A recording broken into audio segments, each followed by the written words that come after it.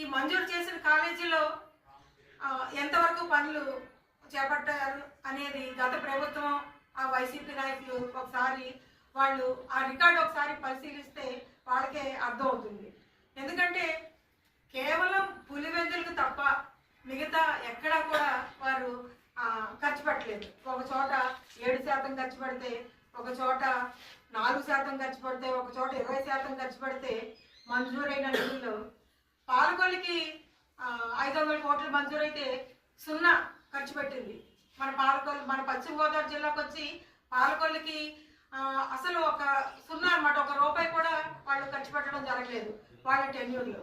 అయితే కూటమి ప్రభుత్వం వచ్చిన తర్వాత వాళ్ళు ఎట్లాంటి అవకతవకలు చేసినా, ఎట్లాంటి అసత్య ప్రచారాలు చేసినా వాళ్ళు 4 సంవత్సరాల్లో చేయలేని పనిని 1 సంవత్సరంలోనే ఈ కూటమి ప్రభుత్వం చేయడం జరిగింది.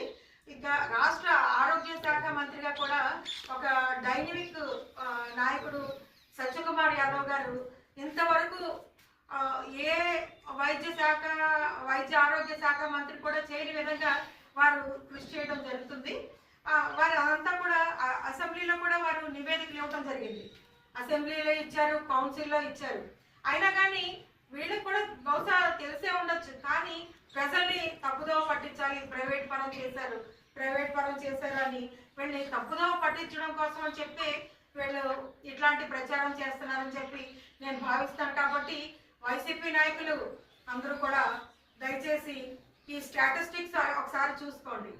అప్పుడు మూడు కాలేజీలు అడుగురాళ్ళ, పాడేరు, మచిలీపట్నం సిఎస్ఎస్ ఫండ్స్ తోటి వచ్చాయండి. అంటే మనకి గ్రాంట్ ఇచ్చింది సెంట్రల్ గవర్నమెంట్, 60% గ్రాంట్.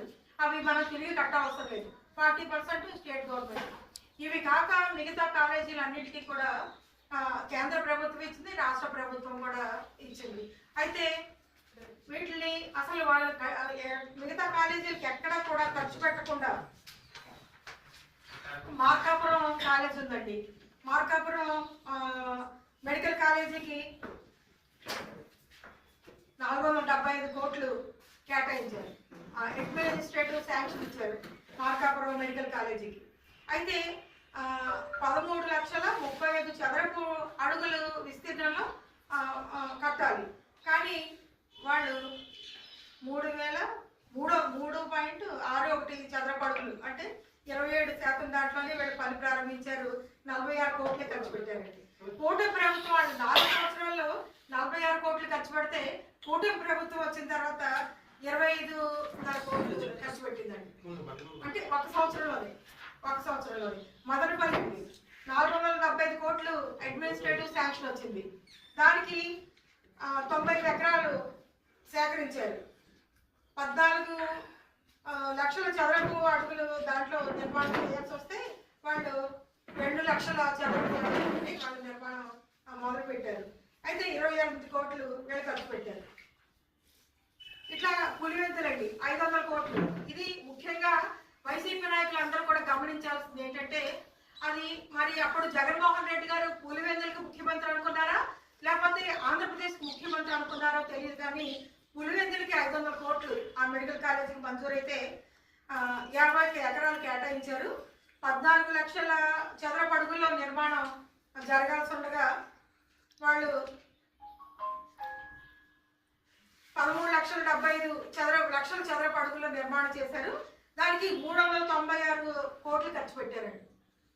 ఒక్క పులివెందుల మెడికల్ కాలేజీకి వాళ్ళు 396 కోట్లు ఖర్చు పెట్టారు. అయితే కూటమి ప్రభుత్వం వచ్చాక 6 కోట్లు ఖర్చు పెట్టింది. అంటే మాకు వివక్ష లేదు అని ఈ కూటమి ప్రభుత్వం యొక్క ఉద్దేశం. ఆదోని మెడికల్ కాలేజ్ అండి 475 కోట్లు అడ్మినిస్ట్రేటివ్ శాంక్షన్ అయింది. దానికి 58 ఎకరాలు కేటాయించారు. 13,71,000 చదరపు అడుగులు దానికి విస్తీర్ణంలో నిర్మాణం జరగాలి. వీళ్ళు ఎంత ఇచ్చారండి? 30 కోట్లు ఇచ్చారు. 2 లక్షలు, కేవలం 2 లక్షల చదరపు, 13 లక్షల చదరపు అడుగుల్లో నిర్మాణం ప్రారంభించాల్సి ఉండగా 2 లక్షల చదరపు అడుగులు. అమలాపురం అండి 475 కోట్లు, 56 ఎకరాలు, 63 కోట్లు అండి. 475కి కోట్లు ఖర్చు పెట్టాల్సి ఉండగా 63 కోట్లు ఖర్చు పెట్టారు. కేవలం లక్షల చదరపు అడుగుల్లో దగ్గర దగ్గర 12 లక్షల చదరపు అడుగుల్లో నిర్మాణం మొదలు పెట్టాలి. 2 లక్షల చదరపు అడుగుల్లో మొదలు పెట్టారు. బాపట్ల మెడికల్ కాలేజ్ అండి 505 కోట్లు అడ్మినిస్ట్రేటివ్ శాంక్షన్. దానికి 22 కోట్లు ఖర్చు పెట్టారండి. అది కూటమి వచ్చిన తర్వాత 67 కోట్లు ఒక సంవత్సరంలోనే. వాళ్ళు 4 సంవత్సరాల్లో 22 కోట్లు ఖర్చు పెడితే ఒక సంవత్సరంలోనే కూటమి ప్రభుత్వం 67 కోట్లు ఖర్చు పెట్టింది. పెనుగొండ అండి, అది 475 కోట్లు అండి. దానికి 64 ఎకరాలు స్థల సేకరణ చేశారు. 37 కోట్లు అండి, 18 కోట్లు అండి. వాళ్ళు వైసీపీ ప్రభుత్వం 18 కోట్లే ఖర్చు పెట్టింది. కోటి ప్రభుత్వం వచ్చాక ఒక సంవత్సరంలోనే 37.9 అంటే 38 కోట్లు మన ఈ కూటమి ప్రభుత్వం ఖర్చు పెట్టడం జరిగింది. అదేవిధంగా నర్సీపట్నం 500 కోట్లు మంజూరైంది, అడ్మినిస్ట్రేటివ్ శాంక్షన్ తీసుకున్నారు. అది 10 కోట్లు ఖర్చు పెడితే 13 కోట్లు ఈ ఒక సంవత్సరంలోనే కూటమి ప్రభుత్వం అండి. మంత్రి సత్యకుమార్ గారు తెలియచెప్పేది ఏంటంటే పనులు వేగవంతంగా పూర్తి చేయడం, అదేవిధంగా ఏదైతే సెంట్రల్ గవర్నమెంట్ గ్రాంట్ ఇచ్చిందో నాబార్డ్ ద్వారా లోన్ ఇచ్చింది, అదేవిధంగా సిఎస్ఎస్ ద్వారా సెంట్రల్లీ స్పాన్సర్డ్ స్కీమ్ ద్వారా వాళ్ళకి గ్రాంట్ ఇచ్చింది. మళ్ళీ మనం తిరిగి చెల్లించక్కర్లేదు రాష్ట్ర ప్రభుత్వానికి. అదేవిధంగా సిస్కో ద్వారా కూడా వారికి కొంత లోన్స్ ఇప్పించడం జరిగింది. ఇన్ని కేంద్ర ప్రభుత్వం ఇంత సహకారం ఇచ్చిన వాళ్ళు 4 సంవత్సరాల్లో ఒక్క పులివెందులు తప్ప ఏది పూర్తి చేయలేదు. కానీ వైసీపీ కార్యాలయాలు మాత్రం ప్రతి జిల్లాలో వాళ్ళు కట్టుకోవడం జరిగింది.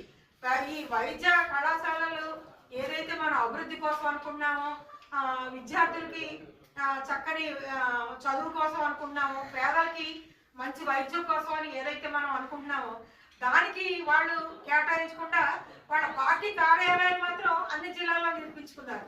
పార్టీ కార్యాలయాలు నిర్మించుకోగలిగారు కానీ ఈ వైద్య కళాశాలలు మాత్రం వాళ్ళు చాలా చిన్న చూపు చూసి ఈ అభివృద్ధి విషయంలో పక్కన పెట్టారు. అంతేకాకుండా జీవోలు కూడా వాళ్ళే తీసుకొచ్చారు. ఇప్పుడు సీట్లు కూడా తగ్గిపోయి ఈ విధానంలో చెప్తున్నారు.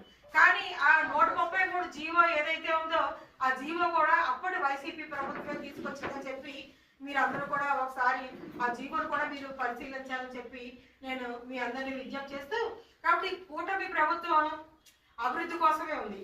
ఇప్పుడు ప్రియతమ ప్రధానమంత్రి నరేంద్ర మోడీ గారు అభివృద్ధి కోసం వారికి ఎటువంటి వ్యక్తిగత స్వార్థం లేదు. కేవలం మన భారతదేశాన్ని అభివృద్ధి పదంలో ముందుకు తీసుకెళ్ళాలి, ప్రపంచంలో ఒక విశ్వగురు స్థానంలో నిలపాలని చెప్పి వారు ప్రయత్నం చేస్తున్నారు. కాబట్టి ఈ అభివృద్ధి కోసం రాష్ట్ర ప్రభుత్వం ఏమడిగినా ఇమీడియట్ గా వారు మంజూరు చేయడం జరుగుతుంది. గతంలో వాజ్పేయి గారు ప్రధానమంత్రిగా ఉండగా కూడా ఈ ఎన్డీఏ కూటమి ప్రభుత్వం ఏది అడిగితే అది మంజూరు చేయడం మనందరికీ తెలుసు. అదే విధంగా మోడీ గారు కూడా అదే విధంగా ఇప్పుడు రాష్ట్రానికి అభివృద్ధి చెందడం కోసం ఎంత త్వరితగతంగా అనేక పథకాలు మనకి ఎన్ని మంజూరు చేస్తున్నారో ఈ వైసీపీ నాయకులకు తెలుసు.